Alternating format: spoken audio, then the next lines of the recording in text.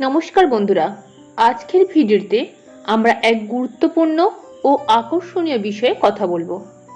বাড়িতে বৌদ্ধ মূর্তি রাখলে কি হয়? অনেকে বলেন বাড়িতে বৌদ্ধ মূর্তি রাখা সৌভাগ্য বয়ে আনে। আবার অনেকে বিশ্বাস করেন এটি মানসিক শান্তির প্রতীক। আজকের ভিডিওতে আমরা জানাবো বৌদ্ধ মূর্তির গুরুত্ব, বাস্তুশাস্ত্র অনুযায়ী কিভাবে রাখা উচিত আর এর পিছনে বৈজ্ঞানিক ও আধ্যাত্মিক ব্যাখ্যা। পুরো ভিডিওটি শেষ পর্যন্ত দেখুন, খুবই কাজে লাগবে। প্রথমেই জেনে নেব বৌদ্ধ মূর্তির অর্থ ও গুরুত্ব। বৌদ্ধ মূর্তি মানে শুধু একটি শোপিসই নয়, এর পেছনে রয়েছে শান্তি, ধৈর্য আর ইতিবাচক শক্তির বার্তা। গৌতম বুদ্ধের মূর্তি আমাদের শেখায় ধ্যান, জ্ঞান আর অহিংসা। তাই ঘরে বৌদ্ধের মূর্তি রাখলে অনেকেই বলেন পরিবারে ঝগড়া বিবাদ কমে যায়, মন শান্ত হয়।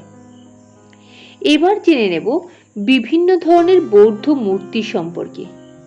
আপনি কি জানেন বৌদ্ধ মূর্তিরও বিভিন্ন ধরন আছে? যেমন ধ্যান মুদ্রা বৌদ্ধ, যা ধ্যান আর অন্তর শান্তির প্রতীক।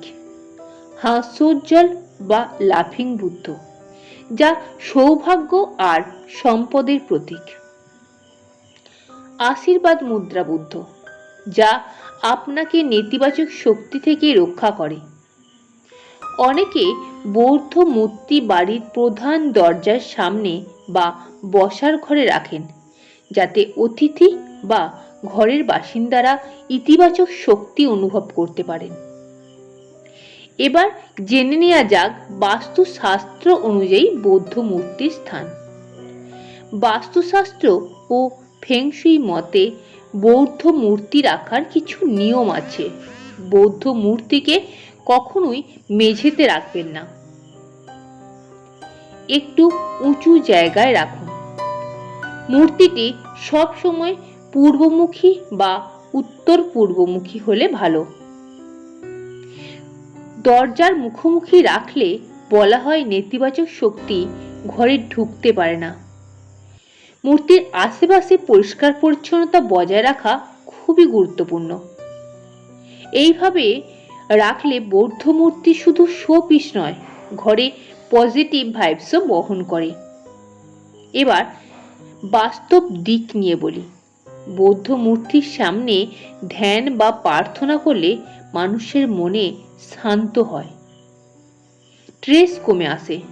গবেষণায় দেখা গেছে ঘরে ধ্যানের পরিবেশ থাকলে মনোযোগ বৃদ্ধি পায়, রাগ কমে যায়। বৌদ্ধ মূর্তির শান্ত মুখ, ধ্যানমগ্ন ভঙ্গি আমাদের মনকে অজান্তে স্থিতি করে দেয়। এটাই এর বৈজ্ঞানিক ব্যাখ্যা। তবে কিছু বিষয় মাথায় রাখা উচিত। মূর্তিকে অবহেলা করে অন্যত্র জায়গায় ফেলবেন না। মূর্তির উপর ধুলো পড়তে দেবেন না।